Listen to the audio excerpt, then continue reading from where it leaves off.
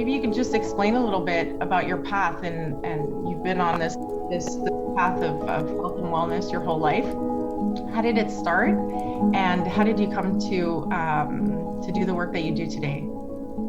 It's a long story how I got started, in the sense that my career started in the 80s in the fitness business. It was strictly fitness. I switched gears completely because I was in school as a major in university. I was a major in sociology and a minor in criminology. You could say I was always judging the system that we lived in. So even the system of our body, in a way. Little did I know that, though, but I ended up falling into the aerobic world. I was just totally taken aback with how wonderful it was to move. And so I started teaching aerobics for somebody in very early stages, when aerobics was first introduced actually to the world by Dr. Ken Cooper. I don't know, you're remember that, but it was crazy. It was like a whole new, it was a revolution, really, a revolution of health. It was amazing. And everybody just started to move. So, that story could take forever. So you could say I was in the right place at the right time when something was offered to me, an opportunity to teach in a large facility.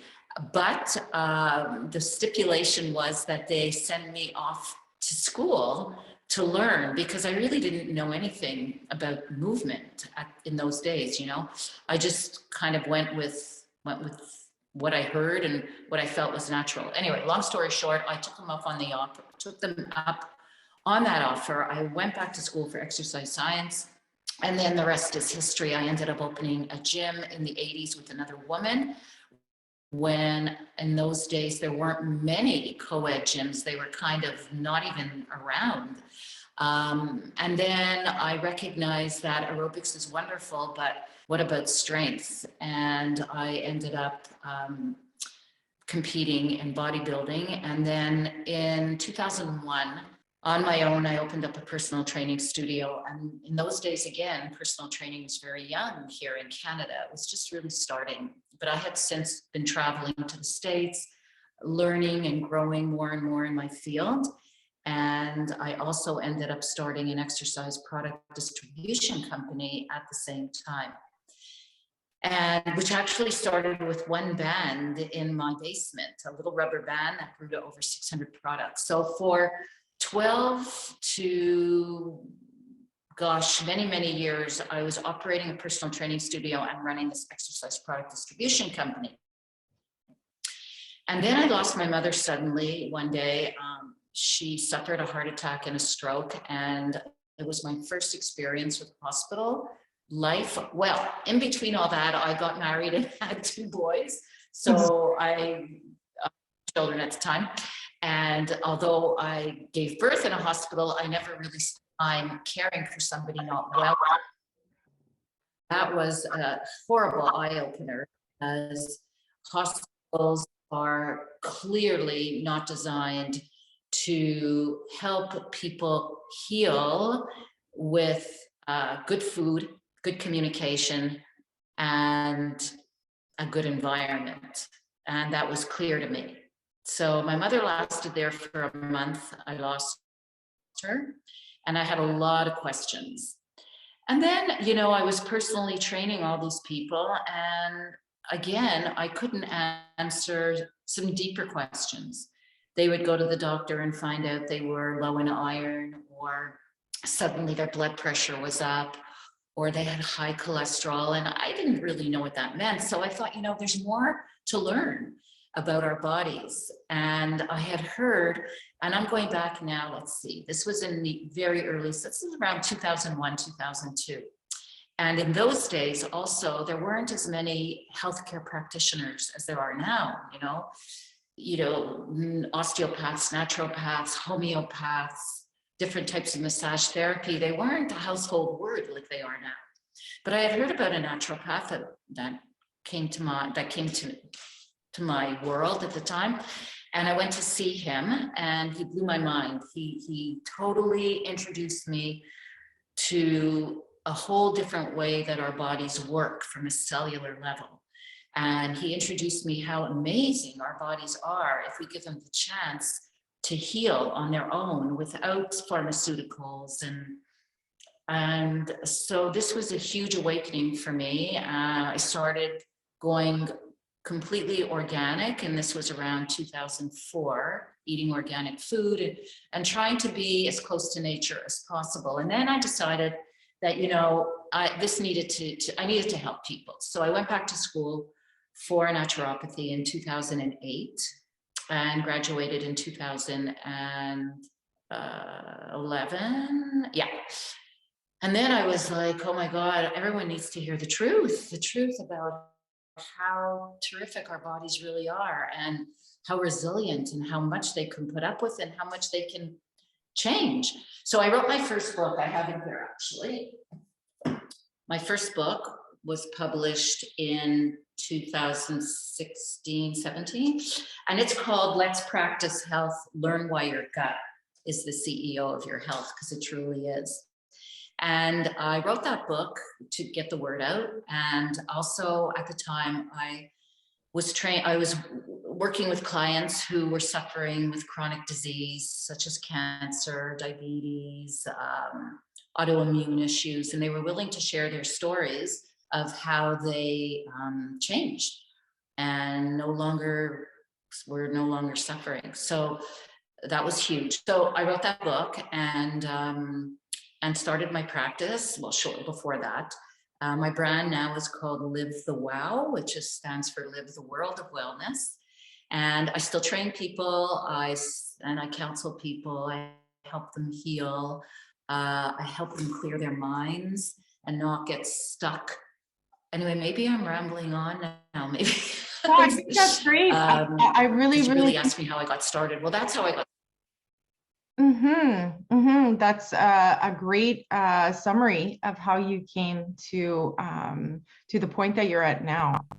And so thank you for sharing that. I think it's important to hear people's journeys on the progression of, you know, because what you bring forth in this book, Do You Have the Guts to Be Healthy, is even going a step further in perhaps the philosophies that you acquired along the way to get you to this point of understanding that health has more to do even with the treatment, physical treatment. So whether that be food, exercise. Do you want to go a little bit into that next layer of the mental and the body? That'd be great. Yeah, so actually the first book was based on 4 pillars of health. And those were digestion, absorption, utilization, and elimination, meaning that we are not really what we eat, we are what we digest. Because you and I and several other people can be eating the same meal, yet all feel totally different. And that has a lot to do with what's going on in our gut area. So we're not what we eat, we are what we digest, and we are also what we ate. So if we're eating food, especially animal protein, that comes from animals that are living in stalls and fed grains and injected with all kinds of hormones and antibiotics, all that stuff is going into us. So it's really important to understand that. So that book was based on those 4 pillars. And then after working with people all these years, I realized that there were 2 other pillars that I needed to emphasize.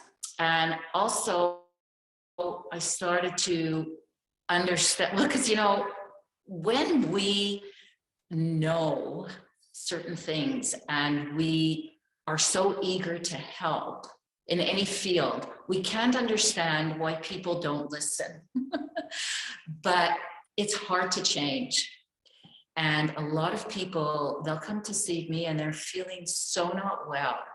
They've been on medication for years and years, and yet they're scared to change. They're scared to stop their medication. They're scared to step outside the doctor's office. So that brought me to that title.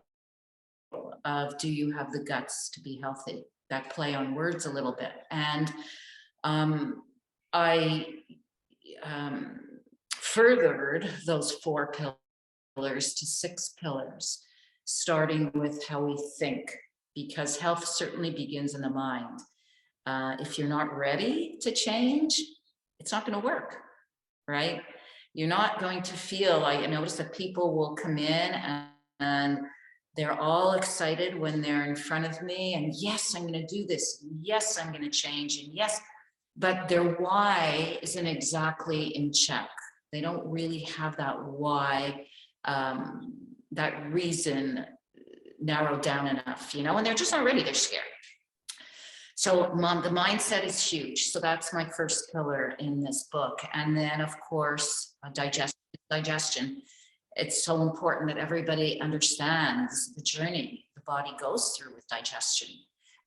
So I navigate that. I teach that in the second book as well. And then if we don't digest our food, we don't absorb anything. So we are how we absorb as well, of course. Food that does not get digested just sits and struggles in our gut. Protein will putrefy and carbs will ferment, sugars will ferment. So we are definitely how we absorb and then how we use. So if we are struggling in those pillars, then our cells have no fuel and they have nothing to use to complete their work, because that's who we are. We are trillions of cells. And then elimination is the huge one. So we are how we eliminate. So if we fail at digestion and we're sitting with all kinds of crap in our gut and we are constipated, we will suffer terribly. And this is the precursor to every single disease, is the integrity and the strength of our bowels. So I go into complete detail in that area. And then the last pillar is how we move. And of course, someone like myself, why I left that out in my first book, I don't know. But I mean, we need to move. We need to move. If we move, our lymphatic system suffers terribly. And our lymph is only moved by movement.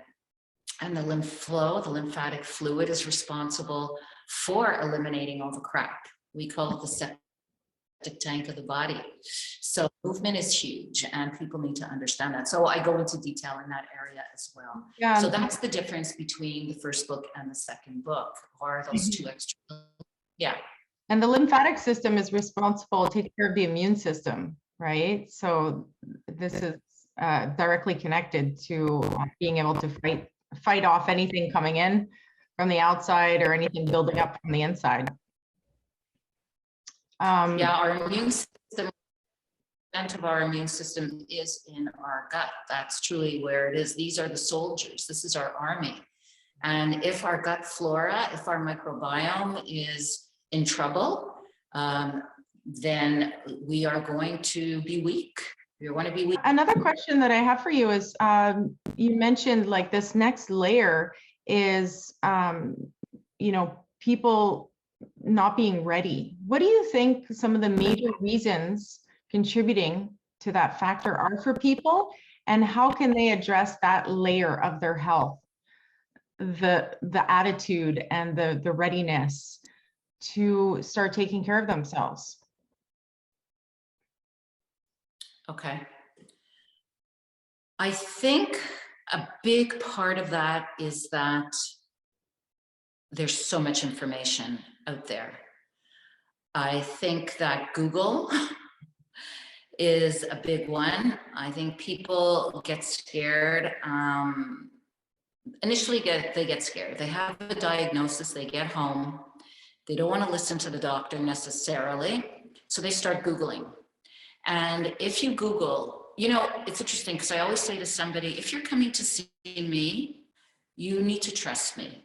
There needs to be that trust. And this is why I always actually offer a complimentary call to just get a feel if we resonate with each other. And if someone I always like to suggest the protocol of what we would be doing to help heal a situation, or what route we would be taking and why they're in this the situation. That's a big one, is why.